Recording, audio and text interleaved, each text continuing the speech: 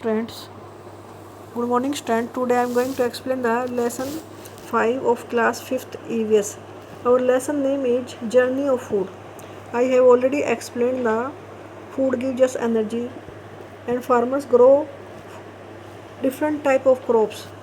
There are different types of farmers, commercial farmer or commercial farming. Big farmer grow on the large scale, on the large land for gaining the profit by selling the product in the market. Subsistence farming, the small farmer grow crops on a small piece of land for personal use. They use traditional method of farming. Now I am going to explain the seasonal migration. जो छोटे किसान होते हैं अपनी crop उगाने के लिए mainly rain पे डिपेंड करते हैं। बारिश आएगी तो उनकी क्रॉप अच्छी होगी, नहीं तो नहीं। तो वो क्या करते हैं, रेनी सीजन आता है तो बीज बोते हैं और रेनी सीजन पे डिपेंड करते हैं अपनी क्रॉप के अच्छा पैदावार के लिए। और जब क्रॉप हार्वेस्ट कर लेते हैं पकने के बाद, they have to wait till the next rainy season.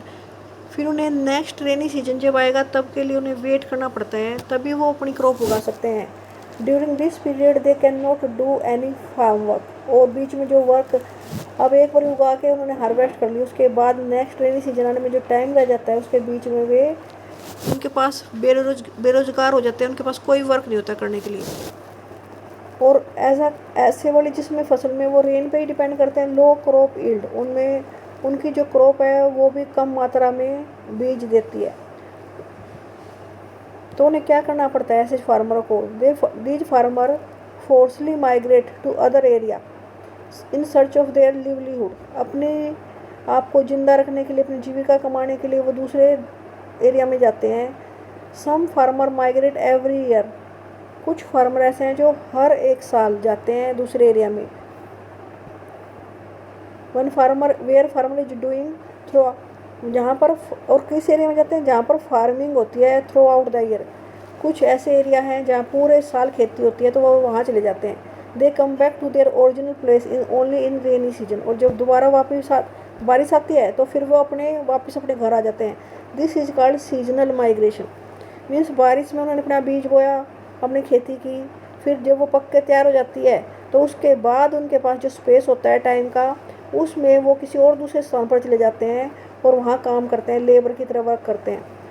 और वापस जैसे ही बारिश का मौसम आता है वापस अपने घर आ जाते हैं। इसे बोलते हैं सीजनल माइग्रेशन, क्योंकि सीजन के हिसाब से रेनी सीजन में ही वापस अपने घर आएंगे। It is a sad that the farmer who produce food. अब देखो कितनी बुरी बात है, जो फार्मर हमारे लिए खाना प्रोड्यूस करता है, द मोस्ट बेसिक नीड, उसकी जो मोस्ट बेसिक नीड है वो भी वो कंप्लीट नहीं कर पाता, उसको वो भी नहीं मिल पाती। Can not meet this his own basic need like good housing, उसे अच्छे घर नहीं मिल पाते, क्लोथिंग, अच्छे कपड़े नहीं मिलते, education and medical need for his family, कि अगर वो बीमार हो जाए तो उसे बीमारी से बचने के लिए जो दवाइयाँ चाहिए वो भी नहीं मिल पाती, उसे बेसिक फैसिलिटी नहीं मिलती, वो इतनी गरीबी में ज़िंदा रहते हैं। तो कितनी सैड, मतलब बुरी बात है ये। कल्टीवेशन, कृषि क्या होती है। There has been major change in agriculture. आजकल कृषि में कुछ चेंज किए जा रहे हैं। Earlier seed were kept aside, पहले ना बीजों को एक साइड में रख देते थे नेक्स्ट अगले साल बोने के लिए। और जो ये बीज थे उनके गुड क्वालिटी के भी नहीं रहते थे, वो साल भर रखे रहते थे, उनसे गुड क्रॉप जो है, अच्छी क्रॉप का प्रोडक्शन नहीं होता था। लेकिन अब ये चेंज होने लग रहा है। अब क्या करते हैं, कुछ ऐसे सीड डेवलप किए जाते हैं जिससे ज़्यादा मात्रा में उपज पैदा हो, उन्हें बोलते हैं हाई यील्डिंग वैरायटी। तो कुछ ऐसे बीज बनाए जाते हैं जिनसे ज़्यादा मात्रा में उपज पैदा हो, हाई यील्डिंग वैरायटी बोलते हैं इनको। और ये जो हाई यील्डिंग वैरायटी के जो क्रॉप हैं, जो ये सीड हैं, जब ये इन्हें बो देते हैं तो ज़्यादा मात्रा में इन्हें पानी चाहिए होता है। तो ट्रेडिशनल मेथड जो इरिगेशन के ना वे यूज नहीं कर सकते, जैसे वाटर व्हील। पहले पानी को ऐसे रहट से निकाला जाता था, अब उसकी बजाय ट्यूबवेल, कैनाल इरिगेशन, नहरों के द्वारा सिंचाई, ये यूज किया जाता है क्योंकि इसमें ज़्यादा पानी चाहिए। This seed required large amount of fertiliser, इनको फर्टिलाइज़र चाहिए, केमिकल फर्टिलाइज़र यूज करने पड़ते हैं। दूसरे जो ये हाई यील्ड वैरायटी के सीड्स हैं, इन्हें इंसेक्ट और पेस्ट भी इन पर अटैक कर देते हैं, कुछ कीड़े मकोड़े इनको खा सकते हैं, तो इनमें इंसेक्टिसाइड और पेस्टिसाइड, ये दवाइयाँ होती हैं। इंसेक्टिसाइड और जो पेस्टिसाइड्स हैं क्या हैं, दवाइयाँ हैं, ये डालनी पड़ती हैं ताकि हमारी क्रॉप बची रहे। तो ये हाई यील्डिंग वैरायटी में देखो पानी ज़्यादा चाहिए तो इरिगेशन के मॉडर्न मेथड यूज करने पड़ते हैं। इन्हें फर्टिलाइजर डालने पड़ते हैं न्यूट्रिएंट्स प्रोवाइड करने के लिए। दूसरे इसमें इंसेक्टिसाइड और पेस्टिसाइड केमिकल डालने पड़ते हैं इनको बचाने के लिए इंसेक्ट और पेस्ट से। कुछ मॉडर्न तरीके भी नई टेक्निक के साथ यूज करने पड़ते हैं, like tractor harrow which are used by farmer. कुछ नई टेक्निक ये सब क्यों आ गई हैं, ज़्यादा मात्रा में उपज पैदा हो और उनका स्टैंडर्ड ऑफ लिविंग बढ़े जाए, फार्मर्स का स्टैंडर्ड ऑफ लिविंग भी बढ़ जाए। Watering the crops, farmers can not only relay on the rain for watering their field. केवल फार्मर्स बारिश पे डिपेंड रहे तो उनकी क्रॉप अच्छी नहीं होगी। इसीलिए क्या करते हैं अब जो फार्मर है वो सरफेस वाटर और अंडरग्राउंड वाटर दोनों यूज करते हैं फॉर इरीगेशन तो सिंचाई के लिए।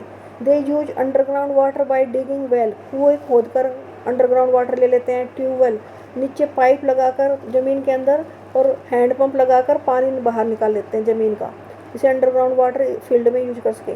फील्ड होता है खेत। और सरफेस वाटर कहाँ से उनके खेतों में पहुँचता है, by lake, river, reservoir, through canal. नहर, लेक और रिवर में से छोटी छोटी नहरें निकाली जाती हैं और नहरों से खेतों की सिंचाई करते हैं वे। रोल ऑफ गवर्नमेंट, अब गवर्नमेंट का क्या रोल हो सकता है कि जो स्मॉल स्केल फार्मर है जो mainly need timely aid for buying seed, उनको टाइमली पैसा चाहिए होता है ताकि वो सीड खरीद सके। For selling their produce, here is what the government can do for them. अब उन्हें क्या चाहिए, एक तो उन्हें बीज खरीदने के लिए पैसा चाहिए और जो वे उपज पैदा करते हैं उसको वे बेच भी पाए। तो गवर्नमेंट के भी कुछ तरीके हैं जिसके द्वारा वो उनकी हेल्प कर सकते हैं। सबसे पहले तो making land available to the farmer at affordable rate, ऐसा प्राइस होना चाहिए ताकि जब वो किसी रेंट पे लें, किराए पे लें ज़मीन, तो आसानी से वो उसका किराया दे सके।